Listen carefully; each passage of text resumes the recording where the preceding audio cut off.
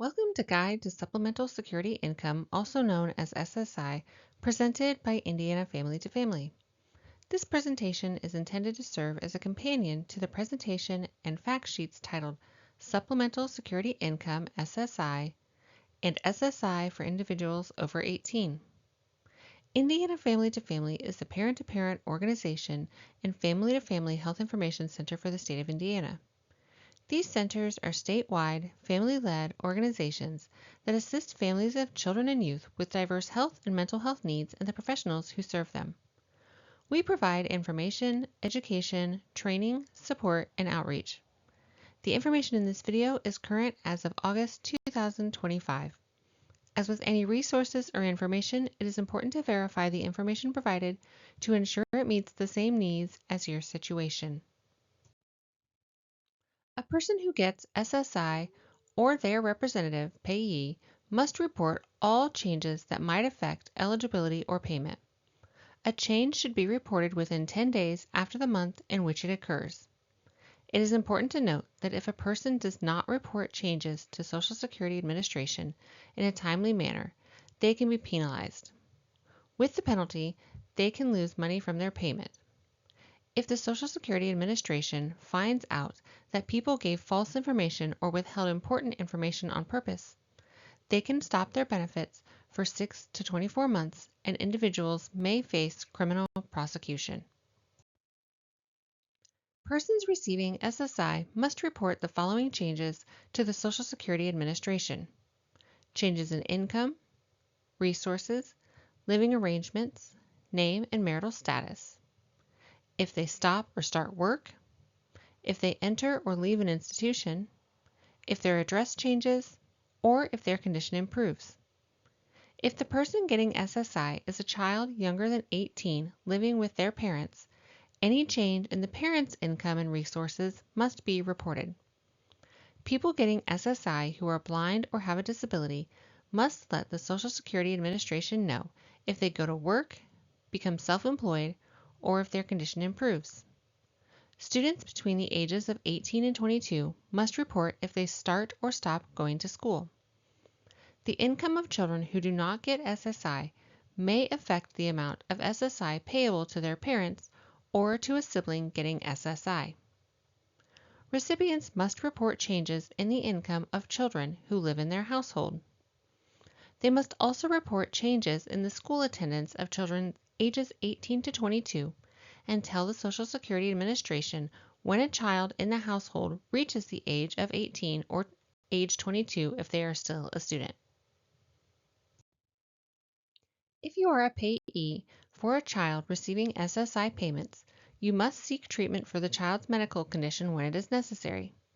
If you do not get medical attention for the child, the Social Security Administration may appoint a new representative payee.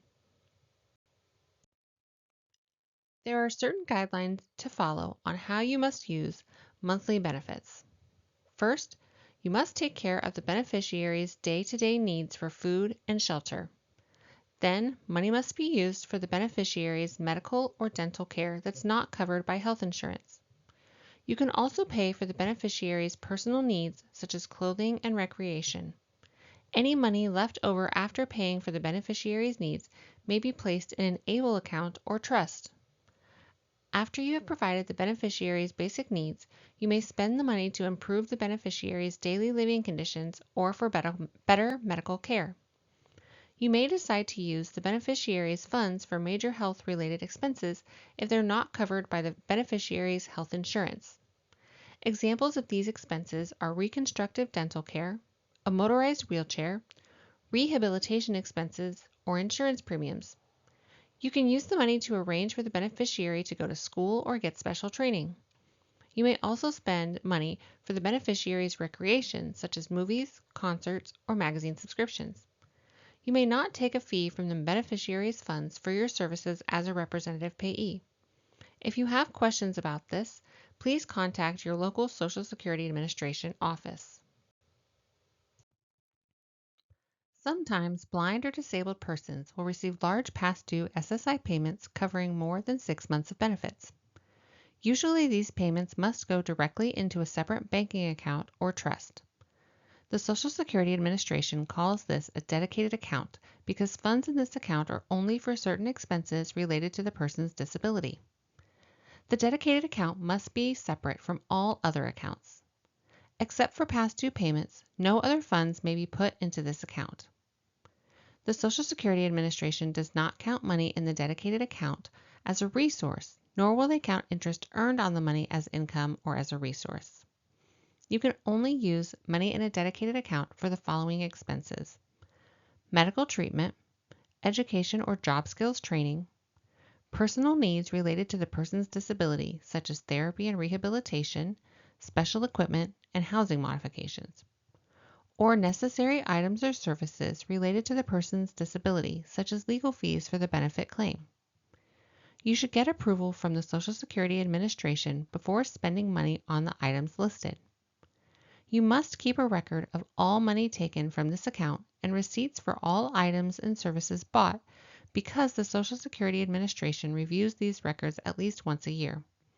If you knowingly use money from a dedicated account for anything other than the expenses listed, the representative payee must repay the Social Security Administration from their own funds. If you have questions about dedicated accounts, contact your local Social Security Administration office. Most of the time, your SSI payment will be for the correct amount. It is important to remember that if your income fluctuates, so can your SSI payment. You are responsible for paying back any overpayments made to you by the Social Security Administration. If you have any questions about overpayments, please contact your local Social Security office. Additional information on this topic, as well as others, can be found on the Indiana Family to Family website. For one-on-one support, you can complete the form found on the Connect page of our website, call 844-323-4636, or email info@inf2f.org.